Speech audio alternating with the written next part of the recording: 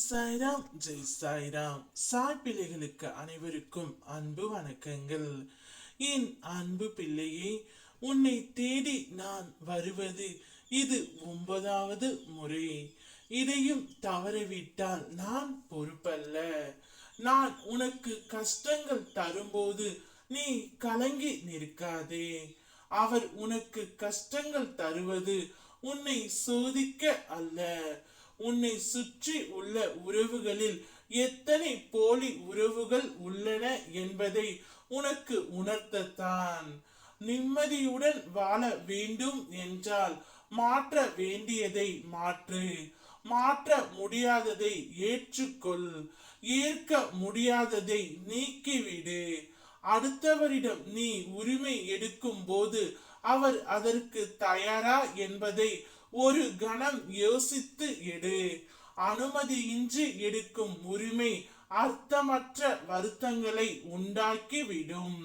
சூழ்நிலைகள் எதுவாக இருந்தாலும் அதை காலத்திடம் ஒப்படைத்து விட்டு நிம்மதியாக இரு.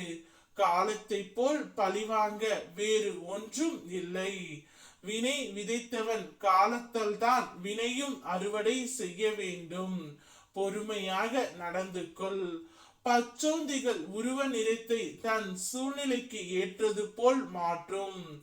அதுபோல் சில பேர் அவர்களின் சூழ்நிலைக்கு ஏற்றவாறு மனதையும் மாற்றிக் கொள்வார்கள். அவர்களிடம் கவனமாக பழகு. நல்லவர்கள் போல் நாடகமும் ஆடுவார்கள். அவர்களுக்கு தான் நீதியும் நியாயமும் நிலைத்து இருக்கும். அவர்களிடம் விலகி இருப்பது நல்லது. அவர்களுக்கு எல்லாம் நல்லதாகவே நடக்கும். அதை கண்டு வஞ்சனை கொள்ளாதே.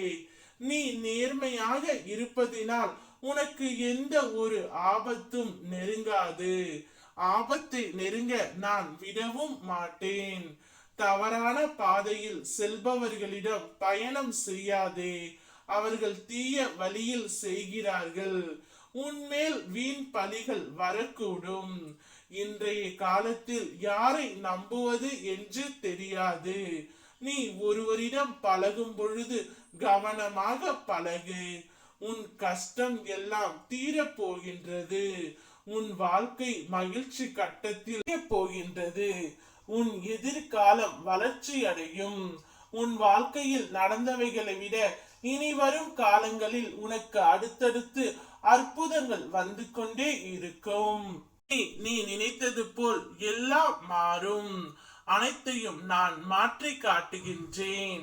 நீ எத்தனை முறை என்னை அவமானப்படுத்தினாலும் அத்தனை முறையும் உனக்காக நான் வருவேன் தங்கமே. என் பிள்ளைக்காக எத்தனையும் நான் தாங்கிக் கொள்வேன். ஓம் சாய்ராம் ஜெய் சாய்ராம்.